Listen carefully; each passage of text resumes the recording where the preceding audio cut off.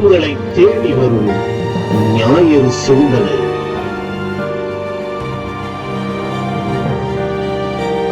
இறைவார்த்தை இல்லந்தோறும் நாளும் கேட்க உள்ளம் மாறும்.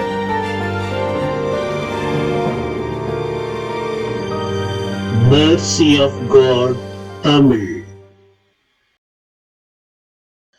இயேசுவில் எனக்கு மிகவும் பிரியமுள்ள சகோதர சகோதரிகளே, இன்று பெந்தகோஸ்தே திருவிழாவை நாம் கொண்டாடுகிறோம். ஆம், இது தூய ஆவியானவருடைய திருவிழா. தூய ஆவியானவர் அப்போஸ்தலர்கள் மீதும் அன்னை மரியாள் மீதும் இறங்கி வந்த ஒரு மாபெரும் திருவிழா. எனவே இது தூய ஆவியானவர், அதாவது திருத்துவத்தின் மூன்றாம் ஆளாகிய தூய ஆவியானவருடைய திருவிழா. இது இயேசு கிறிஸ்து உயிர்த்த பிற்பாடு 50வது நாள் கொண்டாடப்படுகிறது. இயேசு மரிக்கிறார், உயிர்க்கிறார். உயிர்த்த இயேசு 40 நாட்கள் தம் சீடர்களுக்கு தம்மை காண்பித்து அவர்களை உறுதிப்படுத்துகிறார். உறுதிப்படுத்திய இயேசு விண்ணகத்திற்கு எழுந்து செல்கிறார். விண்ணகத்திற்கு எழுந்து சென்று 10ஆம் நாள், அதாவது இயேசு உயிர்த்த 50வது நாள் இன்று தூய ஆவியானவர் அப்போஸ்தலர்கள் மீதும் அன்னை மரியாள் மீதும் இறங்கி வருகின்ற இந்த திருநாள் பெந்தகோஸ்து திருவிழா என்று அழைக்கப்படுகிறது. இந்த தூய ஆவியானவர் இறங்கி வந்த நிகழ்வு எப்படி இருந்தது என்று நாம் இன்று பார்த்த முதல் வாசகத்திலே தெளிவாக கொடுக்கப்பட்டிருக்கிறது. முதல் வாசகத்திலே நாம் பார்க்கிறோம், திருத்தூதர் பணிகளிலிருந்து நமக்கு கொடுக்கப்பட்டிருக்கிறது. அன்னை மரியாவும் அப்போஸ்தலர்களும் கூடியிருக்கின்ற வேளையிலே ஒரு இடி முழக்கம் கேட்கிறது, பெருத்த காற்று வீசுகிறது. அங்கே தூய ஆவியானவர் அக்கினி பிழம்பாய் நாக்கு வடிவிலே அவர்களுக்கு இறங்கி வருவதை நாம் பார்க்கிறோம். அன்புக்குரியவர்களே, இந்த தூய ஆவியானவரை பெற்றுக்கொண்டவர்கள் உடனே வெளியில் சென்று அப்போஸ்தலர்கள் பல மொழிகளிலே பேசுகிறார்கள். அங்கு கூடியிருக்கின்ற அத்தனை பேரும் அவர்களுடைய மொழிகளிலே புரிந்து கொள்கிறார்கள் என்று ஒரு மிகப்பெரிய ஒரு நிகழ்வை நாம் பார்க்கிறோம். பெந்தகோஸ்து திருவிழா என்பது எதை குறிக்கிறது? யூதர்களை பொறுத்தமட்டில் யூதர்கள் பல விழாக்களை கொண்டாடி வந்தாலும் அவர்களுக்கு மிக முக்கியமானது 3 திருவிழாக்கள். முதலாவது பாஸ்கா திருவிழா. பாஸ்கா திருவிழா என்றால் என்ன? நமக்கு தெரியுமே. ஆண்டவர் அவர்களை எகிப்திலிருந்து, அடிமைத்தனத்திலிருந்து விடுதலையாக்கி கொண்டு சென்று பாலும் தேனும் பொழிகின்ற கானான் தேசத்தில் அவர்களை விடுவித்த ஒரு நாள். எனவே இந்த பாஸ்கா திருவிழா என்பது யூதர்களை பொறுத்த மட்டில் ஒரு விடுதலை நாள். எனவே ஒவ்வொரு யூதனும் பாஸ்கா திருவிழாவின் போது உலகில் எத்திசையில் இருந்தாலும் எருசலேமிற்கு வந்து அந்த விழாவை கொண்டாடுவது வழக்கம். இரண்டாவது திருவிழா பெந்தகோஸ்தே திருவிழா. பெந்தகோஸ்தே திருவிழா என்றால் என்ன? யூதர்களை பொறுத்த மட்டில் ஆண்டவர் அவர்களை எகிப்திலிருந்து விடுவித்து வரும் பொழுது அவர்கள் பாலை நிலத்தை கடந்து வருகின்ற பொழுது சீனாய் மலையை வந்து அடைகிறார்கள். அங்கு மோசேவின் வழியாக ஆண்டவர் இஸ்ராயல் மக்களோடு ஒரு உடன்படிக்கையை ஏற்படுத்திக் கொள்கிறார். நான் உங்கள் கடவுளாய் இருக்கிறேன், நீங்கள் என் மக்களாய் இருக்கிறீர்கள் என்று ஒரு புதிய உடன்படிக்கை. இந்த உடன்படிக்கையின் திருநாளை கொண்டாடுவதாக இந்த இஸ்ராயல் மக்கள் இந்த பெந்தகோஸ்தே திருவிழாவை அவர்கள் கொண்டாடுகிறார்கள். அதன் பிறகு வரலாற்றிலே இந்த இஸ்ராயல் மக்கள் 7 வாரங்கள் இந்த விழாவை கொண்டாடுகிறார்கள். 7 வாரங்கள் ஒவ்வொரு நாளும் திருவிழாவாக கொண்டாடி இந்த 7வது வாரம், அதாவது 50வது நாள், இந்த ஆண்டவர் நமக்குள் செய்த ஒரு உடன்படிக்கையை அவர்கள் மிகவும் சிறப்பாக கொண்டாடுவதை நாம் பார்க்கிறோம். எனவே இந்த பெந்தகோஸ்தே திருவிழா என்பது ஏற்கனவே 50வது நாள் திருவிழா இல்லது 7 வாரங்கள் திருவிழா என்று அழைக்கப்பட்டது. பிரியமானவர்களே, அதனைத் தொடர்ந்து இஸ்ராயல் மக்களுக்கு மிக முக்கியமான இன்னொரு விழா, அது என்னவென்றால் கூடார திருவிழா. கூடார திருவிழா என்றால் என்ன? பிரியமானவர்களே, நமக்கு எளிமையாக புரிய வைக்க வேண்டும் என்றால் நமது ஊர்களிலே நாம் கொண்டாடுகின்ற பொங்கல் திருவிழா என்று புரிந்து கொள்ளலாம். ஆம், யூதர்களுக்கு கூடார திருவிழா என்பது ஒரு அறுவடை திருநாள். அவர்கள் விளைச்சலை விளைக்கிறார்கள். விளைச்சல் முடிந்த பிறகு, அறுவடை செய்த பிறகு அந்த புதிய கதிர்களையும் புதிய தானியங்களையும் புதிய அறுவடை செய்த நிலங்களையும் வைத்து ஆண்டவருக்கு நன்றி செலுத்தும் வண்ணமாக அவர்கள் தோட்டங்களிலே கூடாரங்கள் அமைத்து அந்த கூடாரங்களிலே இருந்து அவர்கள் கடவுளுக்கு காணிக்கை செலுத்தி ஆண்டவரை புகழ்ந்து அவருக்கு நன்றி தெரிவிக்கின்ற ஒரு திருவிழாதான் இந்த கூடார கூடார திருவிழா. எனவே பிரியமானவர்களே, யூதர்களை பொறுத்த மட்டில் இந்த 3 திருவிழாக்கள் மிக முக்கியமான திருவிழா. பாஸ்கா திருவிழா, கூடார திருவிழா, பெந்தகோஸ்தே திருவிழா. இந்த 3 திருவிழாக்களுக்கும் யூதர்கள் எருசலேமிலே கூடுவது வழக்கம். எனவே இந்த கூடி கொண்டாடுகின்ற இந்த திருவிழாவானது மிக முக்கியமாக கருதப்படுகிறது.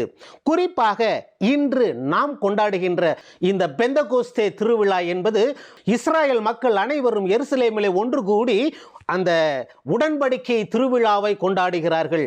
ஆண்டவர் நமக்காக ஏற்படுத்திய அந்த உடன்படிக்கை திருவிழா 50வது திருவிழா, 7 வாரங்கள் கொண்டாடுகின்ற திருவிழா. பிரியமானவர்களே, பாருங்கள், இது ஒன்று சேர்க்கின்ற திருவிழா யூதர்களை பொறுத்த மட்டில். அதன் பிறகு இயேசுவினுடைய காலத்திலே இயேசு இறக்கிறார், உயிர்க்கிறார், விண்ணகத்திற்கு செல்லுகிறார்.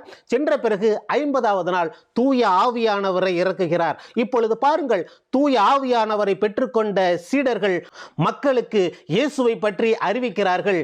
அதனை பார்க்கின்ற அத்தனை மக்களும், அதாவது எருசலேமில் கூடியிருக்கின்ற அத்தனை நாட்டு மக்களும் அவர்களுடைய தாய்மொழியில் அதை புரிந்து கொள்கிறார்கள், அதை கேட்கிறார்கள். மீண்டும் ஒரு முறையாக புதிய ஏற்பாட்டிலே இது ஒரு ஒன்று திரளும் திருவிழா, ஒன்று சேர்க்கும் திருவிழாவாக பார்க்கப்படுகிறது. பழைய ஏற்பாட்டில் எப்படி அவர்கள் அனைவரும் ஒன்று சேர்ந்து ஆண்டவருடைய உடன்படிக்கையை கொண்டாடினார்களோ அதே நிகழ்வை நாம் இன்று கூட இந்த 50வது நாளிலே ஆண்டவர் தனது உடன்படிக்கையை புதுப்பித்துக் கொள்கிறார். எவ்வாறு புதுப்பித்துக் கொள்கிறார் என்றால், தூய ஆவியானவரை அனுப்பி, நான் உங்கள் கடவுளாக இருக்கிறேன், நீங்கள் என் மக்களாக இருக்கிறீர்கள் என்று சான்று பகரும் ஒரு திருவிழாவாக பார்க்கப்படுகிறது. எனவேதான் பிரியமானவர்களே, இன்றைய நற்செய்தியிலே ஆண்டவர் இயேசு கிறிஸ்து யோவான் நற்செய்தியின்படி தனது கடைசி பிரியா விடை உரையை தம் சீடர்களோடு நடத்தி கொள்கிறார். ஆம், தான் இறப்பதற்கு முன்பாக தம் சீடர்களோடு நெடுநேரம் உரையாடி கொண்டிருக்கிறார். அப்படி உரையாடி கொண்டிருக்கிற இயேசு தம் சீடர்களுக்கு, தூய ஆவியானவரை உங்களுக்கு நான் அனுப்புவேன், உங்களுக்கு ஒரு துணையாளரை அனுப்புவேன், அவர் உங்களுக்கு எல்லா உண்மைகளையும் வெளிப்படுத்துவார், நீங்கள் எனக்கு சான்று பகர்வீர்கள், என் துணையாளரும் அவர் உங்களுக்கு சான்று பகர்வார் என்று சொல்லி தூய ஆவியானவரை நமக்கு சான்று பகரும் ஒருவராக நமக்கு அறிமுகப்படுத்துகிறார். ஆம் அன்புக்குரியவர்களே, தூய ஆவியை பெற்றுக்கொண்ட நாம் அனைவரும் கூட சான்று பகர்ந்து வாழ்ந்திட அழைக்கப்பட்டு இருக்கிறோம் என்பதை நாம் உணர வேண்டும். சான்று பகர்தல், சாட்சியம் கூறுதல், அப்படி என்றால் என்ன? தூய ஆவியானவர் நமக்கு எதை வெளிப்படுத்துவார்? பிரியமானவர்களே, ஆண்டவர் இயேசு கிறிஸ்து உண்மையாலுமே கடவுளின் மகன். ஆண்டவர் இயேசு கிறிஸ்து உண்மையாலுமே மரித்தார். ஆண்டவர் இயேசு கிறிஸ்து உண்மையாலுமே உயிர் தெழுந்தார். அவர் விண்ணகத்திற்கு சென்றிருக்கிறார். மீண்டும் நம்மை மீட்க வருகிறார். மீண்டும் நம்மை தேடி வர இருக்கிறார் என்று இந்த மறை உண்மையை நமக்கு வெளிப்படுத்துவதுதான் தூய ஆவியானவர். இதோ இந்த யோவான் நற்செய்தியிலே ஆண்டவர் இயேசு கிறிஸ்து தம் சீடர்களை அனுப்புகிறார். தந்தை என்னை அனுப்பியது போல நானும் உங்களை அனுப்புகிறேன், தந்தையினுடைய அன்பை பறைசாற்றுங்கள் என்று சொல்லி நாம் அனைவரையும் ஆண்டவர் இயேசு கிறிஸ்து அவருடைய பணிக்காக அனுப்பி வைக்கிறார். அந்த பணியிலே நம்மோடு உடன் இருப்பவர் தூய ஆவியானவர். இந்த தூய ஆவியானவர் நமக்கு எவ்வாறு உதவி செய்வார்? தூய ஆவியானவருடைய வரங்களின் வழியாக. ஆம், நாம் மறைக்கல்வி வகுப்பிலே தூய ஆவியானவருடைய வரங்களை பற்றி படித்திருப்போம். ஞானம், புத்தி, அறிவு, விமரிசை, திடம், பக்தி, தெய்வ பயம், இந்த 7 வரங்களையும் தூய ஆவியானவர் நமக்கு கொடுத்து நாம் செய்கின்ற பணிகளிலே நம்மோடு கூட இருந்து இந்த 7 வரங்களை நமக்கு கொடுத்து நம்மை வழிநடத்துகிறார் என்பதை நாம் உணர வேண்டும்.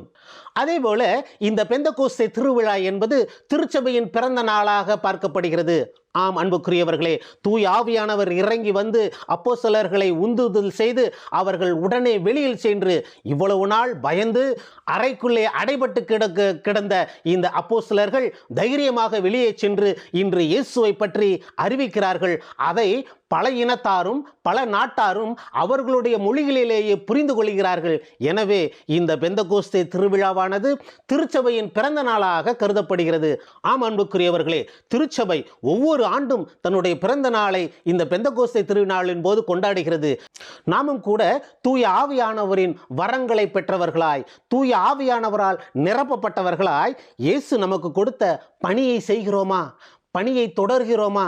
இயேசுவை பற்றிய நற்செய்தியை நாம் அறிவிக்கிறோமா என்பதை நாம் சிந்திக்க வேண்டும். இதோ தூய ஆவியானவர் நம்மோடு இருக்கிறார், நம்மோடு துணையாக இருக்கிறார், நமக்கு துணைவராக இருக்கிறார். அதேபோல இந்த தூய ஆவியானவர் நமக்காக பரிந்து பேசுகிறவராய் இருக்கிறார். இதையெல்லாம் நாம் நன்கு உணர்ந்தவர்களாய் பிரியமானவர்களே நமது பணியை தொடர்ந்து செய்வோம். இதோ இந்த ஒன்று கூடும் திருவிழாவை, நாம் கிறிஸ்துவுக்குள் நம்மை இணைக்கும் இந்த திருவிழாவை அனைவரும் சேர்ந்து கொண்டாடுவோம்.